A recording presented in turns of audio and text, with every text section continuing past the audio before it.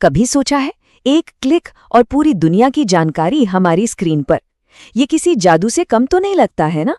तो चलिए आज इसी जादू के पीछे की टेक्नोलॉजी को समझते हैं, मतलब वेब टेक्नोलॉजी को। और ये सवाल कि बस एक क्लिक और पेज लोड होने के बीच के उन चंद सेकंड्स में आखिर होता क्या है, सुनने में तो बड़ा आसान लगता है, पर इसका जवाब बहुत ही दिलचस्प है। तो चलिए फिर इस रहस्य से पर्दा उठाते हैं और वेब की इस दुनिया में एक डुबकी लगाते हैं। तो ठीक है, सबसे पहले एकदम बेसिक से शुरू करते हैं। ये वेब आखिर है क्या भला? बहुत सिंपल तरीके से समझते हैं। वेब टेक्नोलॉजी मतलब वो सारे टूल्स और टेक्निक्स का एक कलेक्शन है जिनसे वेबसाइट्स और एप्स बनते हैं और चलते हैं। ये इंटरनेट, सॉफ्टवेयर और कम्युनिकेशन का एक ऐसा मिक्सचर है जो हमारे ऑनलाइन एक्सपीरियंस को मुमकिन बनाता है। हाँ, एक बात और, अक्सर इंटरनेट और वेब को एक ही चीज मान लिया जाता है, पर ऐसा है नहीं, ये दोनों अलग हैं। सोचिए, इंटरनेट जो है वो एक बहुत बड़ा ग्लोबल नेटवर्क है, जैसे पूरी दुनिया में फैली हुई सड़कों का जाल। और वेब उस नेटवर्क पर चलने वाली एक सर्विस है, मतलब उन सड़कों पर बने घर, दुकानें, लाइब्रेरियां, जहां हमें सारी जानकारी मिलती है। अब वेब की जो कहानी है ना, वो भी बड़ी मजेदार है। ये हमेशा से ऐसा नहीं था जैसा हम आज देखते हैं। इसका एवोल्यूशन मतलब इसका विकास 3 बड़े फेजेस में हुआ है। तो ये है वो 3 बड़े पड़ाव, वेब 1.0, वेब 2.0 और वेब 3.0। हर एक दौर ने हमारे ऑनलाइन इंटरैक्ट करने के तरीके को पूरी तरह से मतलब कंप्लीटली बदल कर रख दिया। सबसे पहले था वेब 1.0। इसे रीड ओनली वेब भी कहते हैं। ये समझिए कि ये एक वन वे स्ट्रीट जैसा था। लोग बस जानकारी पढ़ सकते थे, जैसे लाइब्रेरी में कोई किताब पढ़ रहे हों। न कोई कमेंट, न कोई शेयरिंग, कुछ नहीं, बस जानकारी लेना और बस। और फिर आया वेब 2.0 और इसने तो खेल ही बदल दिया। फेसबुक, यूट्यूब, इंस्टाग्राम, ये सब वेब 2.0 की ही देन है।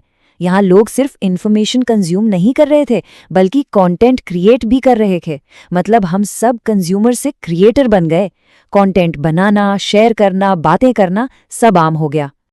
और अब हम जी रहे हैं वेब 3.0 के दौर में। इसे इंटेलिजेंट वेब भी कहा जाता है। जितने भी स्मार्ट असिस्टेंट हैं या फिर Amazon और Netflix के रिकमेंडेशन इंजन्स, ये सब इसके सबसे अच्छे एग्जाम्पल्स हैं। ये AI और मशीन लर्निंग का इस्तेमाल करके वेब को हर इंसान के लिए एक पर्सनलाइज्ड एक्सपीरियंस बना देते हैं। अच्छा, ये तो हो गई वेब की कहानी, पर असल सवाल तो ये है कि ये सब एक सर्वर से हमारी स्क्रीन तक पहुंचता कैसे है। वेब के इस इंजन रूम के अंदर आखिर होता क्या है, चलिए पता लगाते हैं। तो सबसे पहले आता है क्लाइंट मतलब हमारा वेब ब्राउज़र। इसे एक रेस्टोरेंट के कस्टमर की तरह समझ सकते हैं। जब हम ब्राउज़र में किसी वेबसाइट का एड्रेस डालते हैं तो हमारा क्लाइंट एक तरह से ऑर्डर प्लेस कर रहा होता है। और अगर क्लाइंट कस्टमर हैं तो सर्वर है उस रेस्टोरेंट की किचन। ये एक पावरफुल कंप्यूटर होता है जहां हमारा ऑर्डर मतलब हमारी रिक्वेस्ट प्रोसेस होती है और फिर उसे सर्व करने के लिए मतलब हमारी स्क्रीन पर दिखाने के लिए वापस भेजा जाता है। तो हर बार जब कोई वेब पेज लोड होता है तो ये 3 स्टेप्स का एक साइकिल चलता है, रिक्वेस्ट, प्रोसेस और रिस्पॉन्स। और ये सब होता है पलक झपकते ही। सच कहें तो यही वेब का दिल है। तो ये तो समझ आ गया कि वेब काम कैसे करता है, पर सवाल ये है कि इसे बनाता कौन है, एक वेबसाइट के क्या-क्या हिस्से होते हैं। चलिए अब इसकी कंस्ट्रक्शन टीम से मिलते हैं। देखिए, वेबसाइट बनाने में 2 मेन हिस्से होते हैं, फ्रंट एंड और बैक एंड। इसको एक गाड़ी के एग्जाम्पल से समझते हैं। फ्रंट एंड है गाड़ी का पेंट, उसका डिज़ाइन, उसका इंटीरियर, मतलब वो सब कुछ जो हमें सामने से दिखता है और जिससे हम इंटरैक्ट करते हैं। और बैक एंड वो है हुड के नीचे का इंजन और सारी वायरिंग, वो हिस्सा जो दिखाई तो नहीं देता पर गाड़ी को चलाता वही है। बिल्कुल इसी तरह वेबसाइट्स भी 2 तरह की होती हैं, स्टैटिक और डायनामिक। स्टैटिक वेबसाइट एक ऑनलाइन ब्रोशर की तरह है जिसका कंटेंट फिक्स्ड होता है, बदलता नहीं। और डायनामिक वेबसाइट वो एक सोशल मीडिया या न्यूज़ फीड की तरह है जिसका कंटेंट लगातार यूजर के हिसाब से, टाइम के हिसाब से बदलता रहता है। तो फिर जो प्रोफेशनल्स होते हैं वो एक अच्छी वेबसाइट बनाने के लिए कौन सा प्रोसेस फॉलो करते हैं? वो एक बहुत ही स्ट्रक्चर्ड प्लान पर काम करते हैं जिसे कहते हैं वेब डेवलपमेंट लाइफ साइकिल।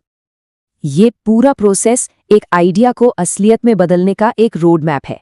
इसमें सबसे पहले रिक्वायरमेंट्स को समझा जाता है, फिर डिजाइन बनता है, फिर कोडिंग यानी डेवलपमेंट होती है, उसके बाद टेस्टिंग, फिर वेबसाइट को लाइव किया जाता है जिसे डिप्लॉयमेंट कहते हैं, और आखिर में मेंटेनेंस चलता रहता है।